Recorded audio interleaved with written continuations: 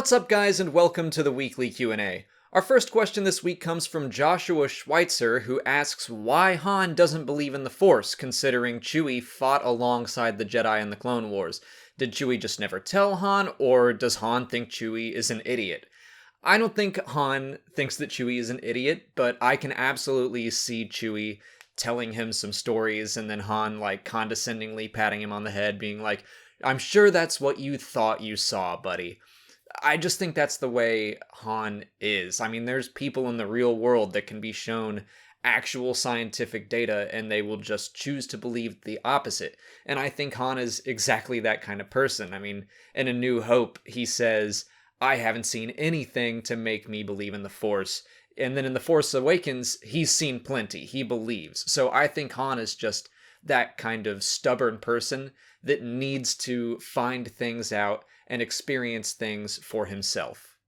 Sebastian Danese said that Leland Chee has teased on Twitter that some Star Wars Legends characters will be returning to canon in the next few months. I had to go seek that tweet out because I missed it, and you're absolutely right, he's definitely teasing that.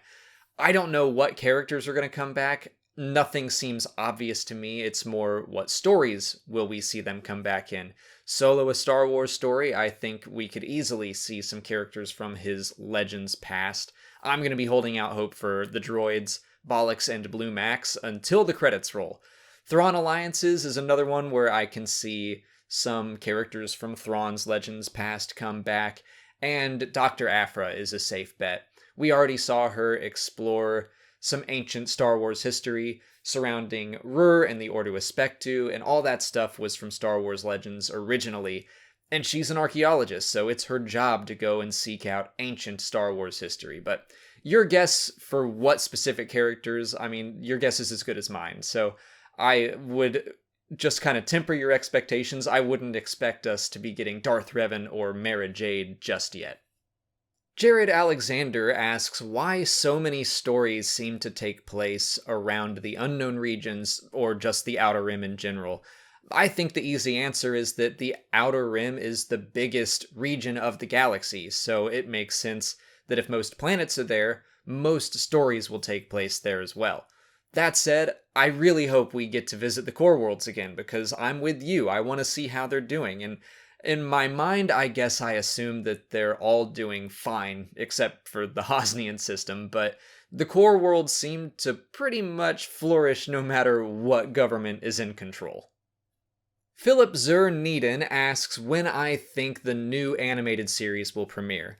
I wouldn't be surprised at all if we saw the very first episode come out at Star Wars Celebration next year, kind of the same way that Star Wars Rebels would often premiere its season premieres at a Star Wars Celebration. So I think 2019 is going to be a huge year for Star Wars. I mean, we're getting the new Disney parks, where at least I'm expecting that we're going to get the live action and the animated series, and of course, Star Wars Episode 9. Kara DJ asks what we know about Shmi Skywalker and the Skywalker name in general prior to the prequels. Unfortunately, it's pretty bare bones. Even in Star Wars Legends, we don't know much. We know that Shmi was born 72 years before the Battle of Yavin, and at the age of 6, her family was captured and sold into slavery, and that is pretty much all we know. That's it for patron questions. If you're a patron and you didn't see your question answered here, just head over to Patreon where I left you a written response. If you're not a patron, you can learn more by following the link in the description. Just $1 a month will get you access to extra Star Wars Explained content like audio commentaries for the films, or roles in my Discord server, and the combined donations really go a long way in supporting the channel. On to YouTube questions. Harvey Dent Two-Face asks if we're ever going to get a comic or story set in between episodes 5 and 6, all about Luke and how he progressed in his training. Yeah, I think eventually we're going to see that. Whether it's a comic or a book or a video game, whatever it is, I think we'll get it. And it's something I'm looking forward to, because even in Star Wars Legends, it wasn't something that was explored extensively, I would say. I mean, we got Shadows of the Empire, and that went into him building his lightsaber a little bit, but I think it's something that's definitely worth exploring and that a lot of us would like to see.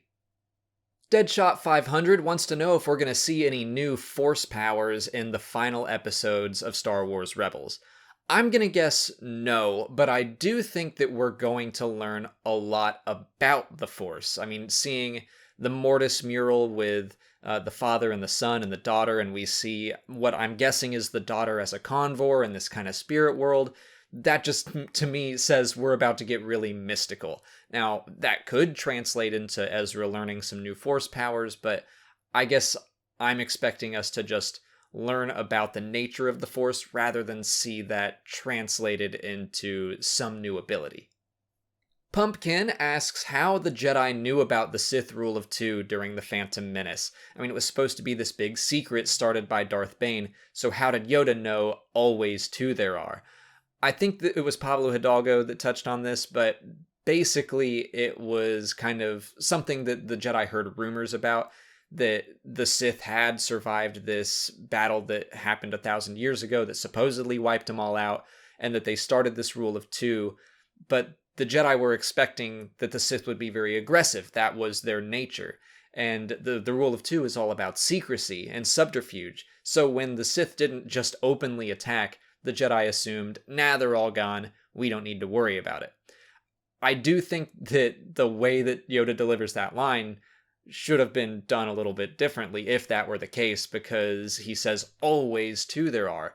That's not really true, though. It's not always, it's just for the past 1,000 years, and it was just a rumor, so it should have been something like, oh, maybe those rumors were true, and there's a master and an apprentice, and which one was killed, the master or the apprentice? And I think they could have handled it a little bit differently, but those questions hadn't popped up until, like, now. I guess we didn't know all that history, even though George Lucas had developed it when he was writing the prequels. It's like this big, murky thing, but that's the best answer I can give you. Carbonite Hunter wants to know what happened to General Crix Medine after the Battle of Endor. In both canon and legends, he was killed. In canon, he was assassinated in the book Aftermath Life Debt, and in legends, he was assassinated in the book Darksaber. Big Ben asks if the First Order has taken complete control of the entire galaxy in The Last Jedi. I think between the opening crawl saying the First Order reigns and the intelligence we see Iden and Zay Versio gather in the Star Wars Battlefront 2 Project Resurrection DLC, that's a mouthful, I think between those two things the answer is yes.